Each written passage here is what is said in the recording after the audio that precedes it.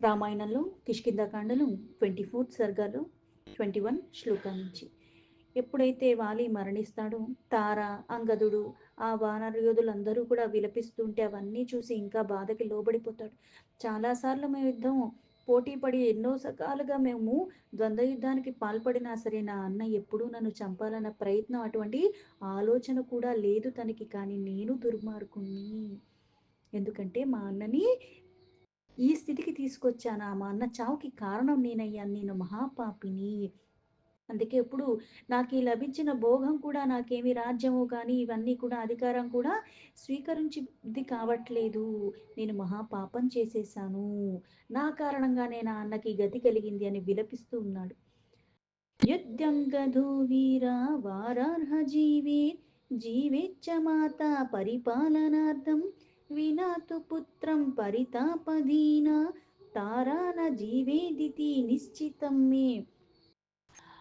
అంగదుడు దుర్భరమైనట్టి ఇలాంటి పితృవియోగానికి తట్టుకోలేనంత బాధకి లోబడ్డాడు. తండ్రికి శాశ్వతంగా దూరం అయిపోయాడు. అది తట్టుకుని జీవించడం చాలా కష్టము. అతడు జీవించి ఉంటే మాత్రము అతని కొరకై ఇలా తల్లి అయిన తార కూడా తప్పకుండా జీవిస్తూ ఉంటుంది. అతని కోసమైనా సరే.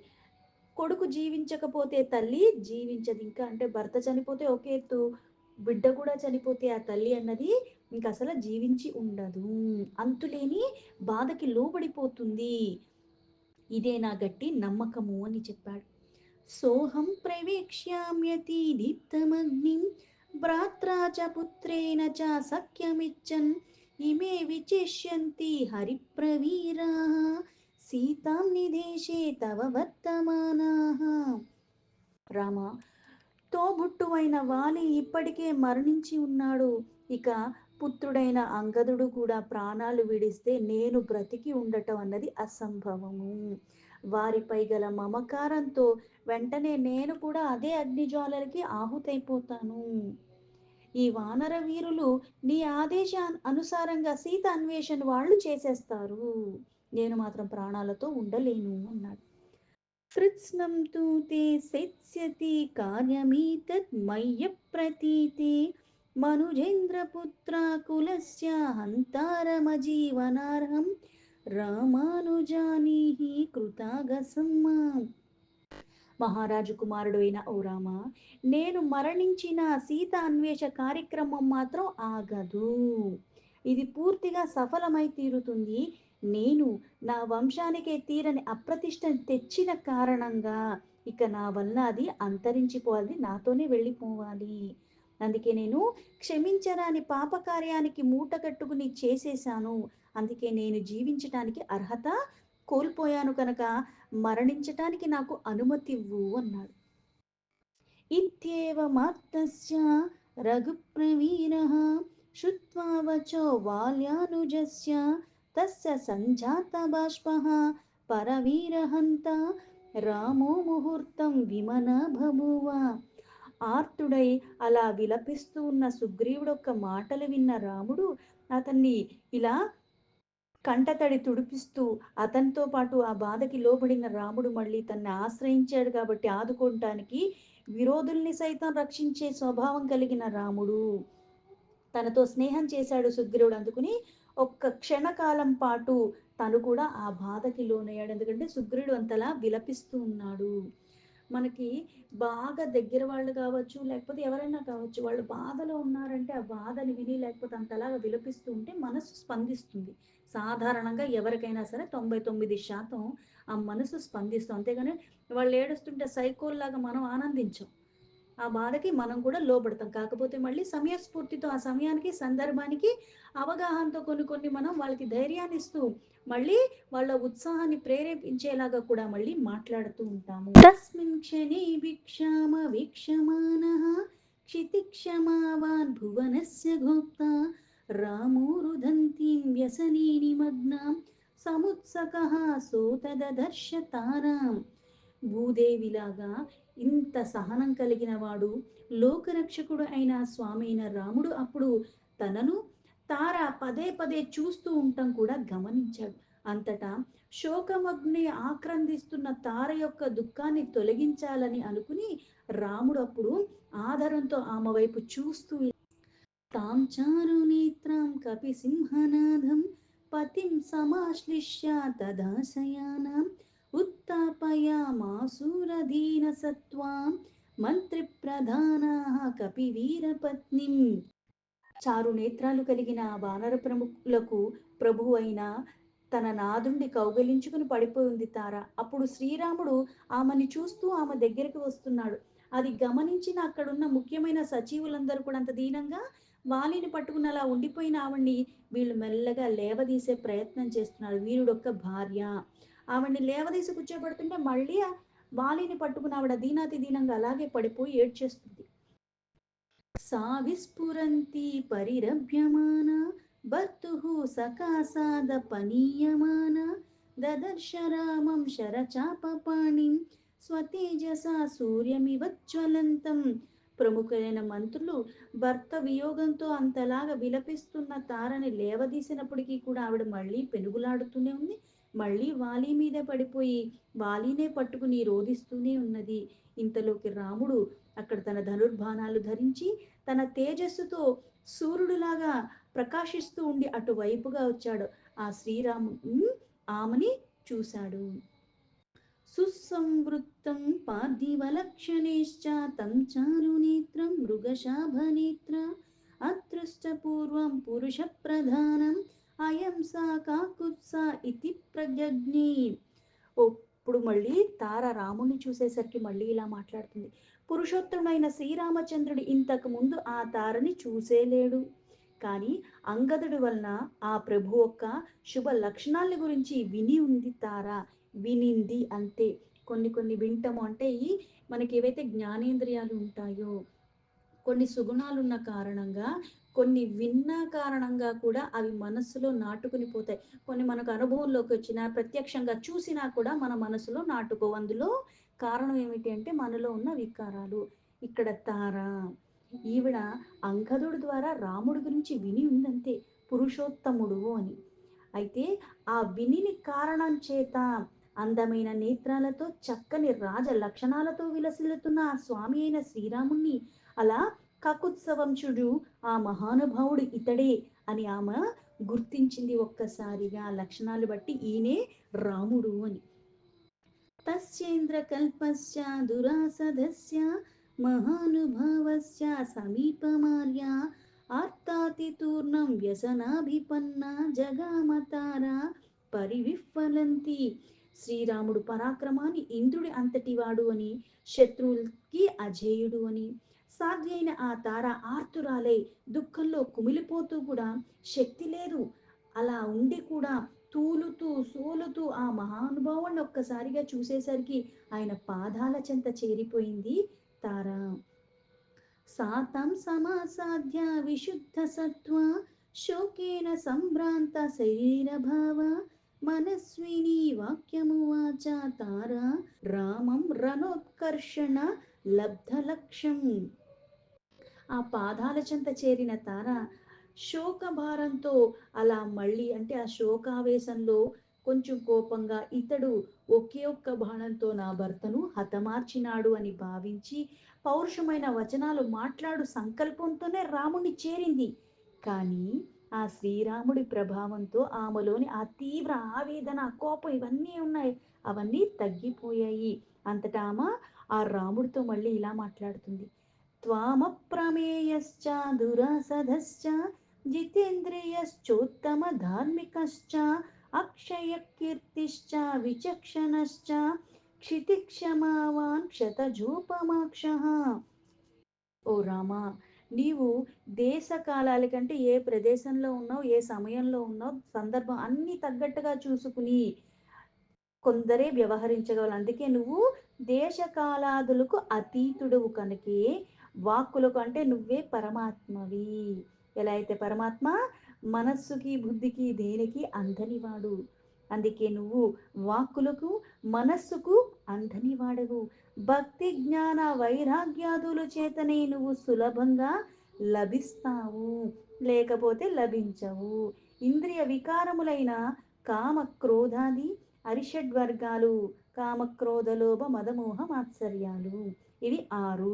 ఇది ఒక వర్గం. ఒకటి వచ్చిందంటే తతమై కూడా వచ్చి కూర్చుంటాయి. రానివ్వకుండా ఎప్పుడు నిత్యము నిరంతరము చాలా జాగ్రత్తగా ఉండాలి. అందుకే ఇంద్రియాలని జయించి ఉండాలి. ఈ ఇంద్రియాలు వికారాలు అవి జయించిన వాడివి నువ్వు. ధర్మముని రక్షించటానికి అవతరించిన వాడివి. నీ కీర్తి ప్రతిష్టలు అన్నీ శాశ్వతములు. నీవు సమస్త కార్యాల్ని కూడా అంటే ఎలా చేస్తాడు? యుక్త అయుక్త అంటే ఇది చెయ్యదగినది, ఇది చెయ్యకూడనిది అన్న విచక్షణతోనే ఆచరిస్తావు. त्वामत्तबाणासनबाणपाणिः महाबलः संहाननोपपन्नः मनुष्यदेहाभ्युदयं విహాయ దివ్యేన దేహాభ్యుదయేన యుక్తః. అలాగే సహనంలో భూదేవి వంటి వాడివి, కన్నుల్లో ఎర్రని జీరలు కలిగి ఉన్నవాడివి, ధర్మ రక్షణ కోసమే నిరంతరము నీ ధనుర్బాణాల్ని ధరించి ఉన్నవాడివి, తిరుగులేని బలశాలివి, దృఢమైన చక్కని అవయవాలు పొంది ఉన్నవాడివి, మానవ శరీరంలో లభించు లౌకిక సుఖముల్ని కూడా త్యాజించిన వాడివి, దివ్య శరీర వైభవాలు కలిగి ఉన్నవాడివి.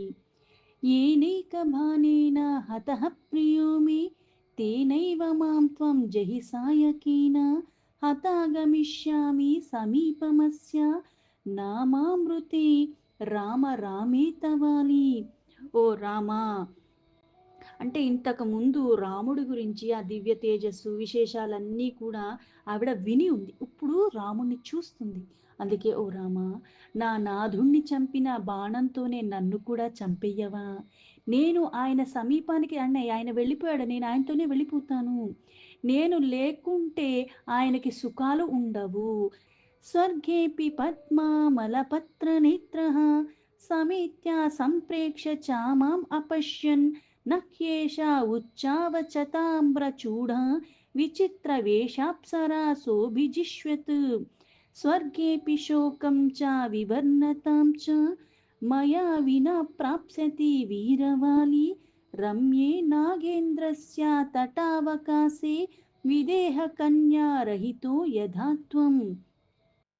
ఇక్కడ స్వర్గమైనా సరే అంటూ ఇప్పుడు వీరమరణాన్ని పొంది స్వర్గానికి వెళ్ళిపోయాడు. అక్కడ కూడా ఆ సుఖాల్ని అనుభవిస్తూ ఉంటాడు. అందుకే అక్కడ ఎన్నో రకాల భోగాలు ఉన్నప్పటికీ కూడా ఆ దివ్యమైన స్త్రీలు అప్సరసలు కూడా విశాలమైన నేత్రాలు కలిగి నా భర్త చుట్టూ వాళ్ళందరూ చేరి ఉండొచ్చు, సకల భోగాలు నా భర్తకు అక్కడ ఉండొచ్చు, కానీ నేనక్కడ లేకపోతే ఆ భోగాల్ని కూడా ఆనందంగా అనుభవించలేడు. నేను లేని కారణంగా ఆయన ఆనందంగా ఉండడు.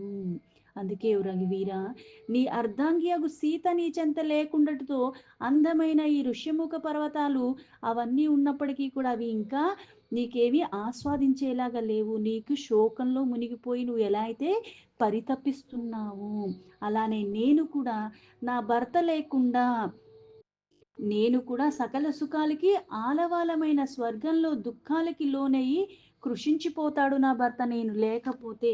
నాకు కూడా ఆయన చెంత లేకపోతే ఏమీ అక్కడికి రాదు. అలాగే నా భర్త కూడా స్వర్గంలో సకాల భోగాలతో ఉన్నప్పటికీ కూడా నేను లేని కారణంగా ఆయన కూడా కృషించిపోతాడంటే స్వర్గప్రాయమైన జీవితం కూడా దుఃఖభరితంగా అనిపిస్తుంది నేను లేని కారణంగా.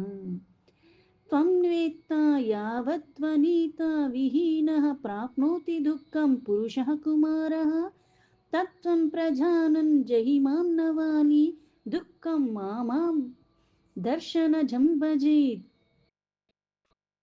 యవ్వనంలో ఉన్న పురుషుడు తన భార్య దూరంగా ఉన్నంత వరకు కూడా విరహవేదంలో ఎలా అయితే బయట పడజాలడో అన్న విషయాన్ని నీవు కూడా ఎరుగుదు కనుక దాన్ని మనసందుంచుకుని ఆయన నా ఎడబాటు వలన కలిగే దుఃఖాన్ని పొందకుండా ఉండాలంటే నన్ను కూడా చంపేసి అక్కడికే నన్ను కూడా చేర్చు నా భర్త సన్నిధికి అంది.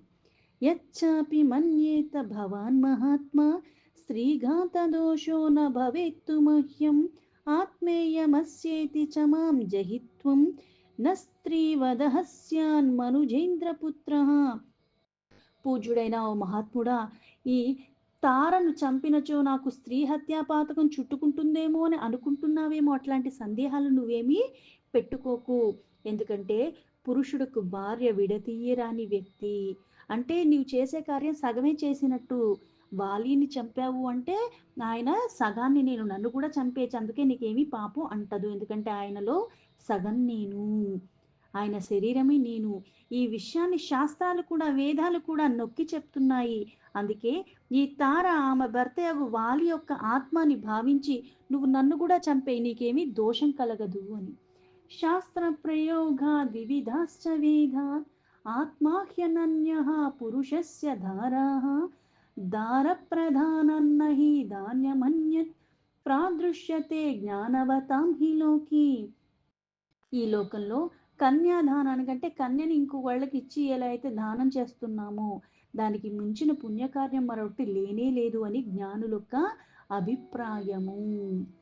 త్వం చాపి మాం తస్య మమ ప్రియస్య ప్రదాస్యసే ధర్మమావీక్ష్య వీర అనేన దానేన నాలప్స్యసే త్వం అధర్మయోగం మమ వీరఘాతాత్. ఓ రఘువీర, నీవును ఈ ధర్మాన్ని పాటించి నన్ను నా భర్త అయిన ఆ వాలీకే ఇచ్చేసేయి. అందుకే ధర్మజ్ఞ, నన్ను చంపి ఇట్లా దానం చేయటం వల్ల అంటే నన్ను నా భర్త దగ్గరికి పంపించటం వల్ల నీకు ఏ మాత్రం కూడా అధర్మము పాపము అటువంటివి అంటనే అంటావు. ఆర్తామనాథం అపనీయమానం ఏవం విధం అర్హసి మాం నిహంతుం అహం హి మాతంగ విలాసగామిన ప్లవంగమానాం వృషభేన ధీమత వినావరార్హోత్తమ హేమమాలిన చిరం న శక్ష్యామి నరేంద్ర జీవితుం. ఓ ప్రభు, భర్తచే వంచితురాలును అంటే నా భర్త నన్ను వదిలేసి వెళ్ళిపోయాడు. నాకు మాట అయినా చెప్పకుండా నన్ను ఇక్కడే వదిలిపెట్టి పరలోకానికి వెళ్ళిపోయాడు. శాశ్వతంగా దూరం అయిపోయాడు. నేను దిక్కులేని దాన్ని అయిపోయాను. అందుకే ఈ విధంగా ఆర్తితో అలమటిస్తున్నాను. కనుక నీవు నన్ను చంపుటే మంచిది. నన్ను నా భర్త దగ్గరికి చేర్చేసేయి. ఆయన నేను లేకుండా ఉండలేడు, అది న్యాయమే. పైగా నన్ను చంపటం వల్ల నీకు ఎటువంటి అధర్మం కానీ పాపం కానీ ఏమీ అంటుకోవు. నా భర్త ఏనుగులాగా చాలా గంభీరంగా నడిచేవాడు.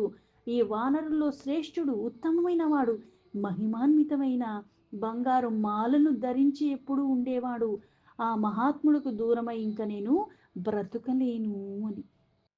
ఇత్యేవ ముక్తస్తు విభుర్మహాత్మా తారాం సమశ్వాసాహితం భవాషి మా వీరభార్యే విమతిం కురుష్వ లోకో హి సర్వో విహితో విధాత్ర తం చైవ సర్వం సుఖదుఃఖయోగం లోకో అబ్రవీత్తేన కృతం విధాత్ర.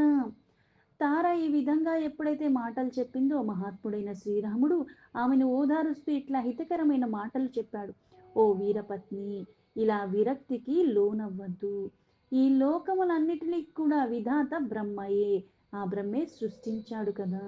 ఈ సమస్త ప్రాణులకి సుఖ దుఃఖాలు ఇచ్చేవాడు అతడే అని పండితులు పామరులు అందరూ దాన్నే ఎరుగుదురు అని. త్రయో హి లోకా విహితం విధానం నాతిక్రమంతే వశగాహితస్య ప్రీతిం పరాం ప్రాప్స్యసి తాం తథైవ పుత్రస్తుతే ప్రాప్స్యతి యవ్వరాజ్యం. అయితే సృష్టించినవాడు బ్రహ్మ అయినప్పటికీ కూడా ఈ సుఖదుఖాలు ఇచ్చేవాడు అన్నీ అని ఆయనే అని ఎలా అయితే పండితులు పామరులు అందరూ నమ్ముతారో ముల్లోకవాసులకు ఆయన వశంలోనే ఉంటారు. కనుక ఆ బ్రహ్మ, ఆ విధాత, దాన్ని విధి ఏదైతే లిఖించబడిందో దాన్ని అతిక్రమించడానికి ఎవ్వరికీ సాధ్యము కాదు. నీ కుమారుడైన అంగదుడు త్వరలోని యువరాజు కాగలడు. ఈ విధంగా నీకు పరమ సంతోషమే ప్రాప్తిస్తుంది. విధి నిర్ణయానికి తల ఒగ్గాలి. అందువలన వీరపత్నులు ఎవ్వరూ కూడా ఇలా విలపించకూడదు. అశ్వాసిత తేన తు రాఘవేన భావయుక్తేన పరంతపేన సా వీరపత్ని ధ్వనతాముఖేన సువేషరూప విరరామతారా. శత్రువును శిక్షించినట్టు శ్రీరాముడు ఇలా యుక్తియుక్తముగా అంటే ఆ సందర్భానికి సమయానికి తగ్గట్టుగా ఏవైతే మాటలు మాట్లాడాడో తారను ఓదార్చాడు. అప్పుడు ఆ వీరుడు యొక్క పత్ని కొంచెం ఊరట చెంది ఆ మరణం గురించి ఆ నిర్ణయాన్ని మళ్ళీ వదిలేసింది. కాస్త సంతృప్తిగా స్ఫురింప చేసుకుని వెంటనే ఆమె సంతోషమైన వచనాలు పలకటానికి తన దుఃఖాన్ని విడిచిపెట్టేసింది తార. అందుకే ఆ సమయానికి, సందర్భానికి తగ్గట్టుగా పుండు మీద కారం జిల్లేవాళ్ళు కాకుండా, మనకి జ్ఞానం వైపుగా మన ఆలోచన పరంపర కదిలించే వాళ్ళు మన పక్కన ఉండాలి. అది మళ్ళీ స్వీకరించే విధానంగా కూడా మనము ఉండాలి. దీంతో వాల్మీకి మహర్షి విరచితమైన ఆదికావ్యమైన శ్రీమద్ రామాయణంలో కిష్కింధాకాండలో 24 సర్గా సంపూర్ణం.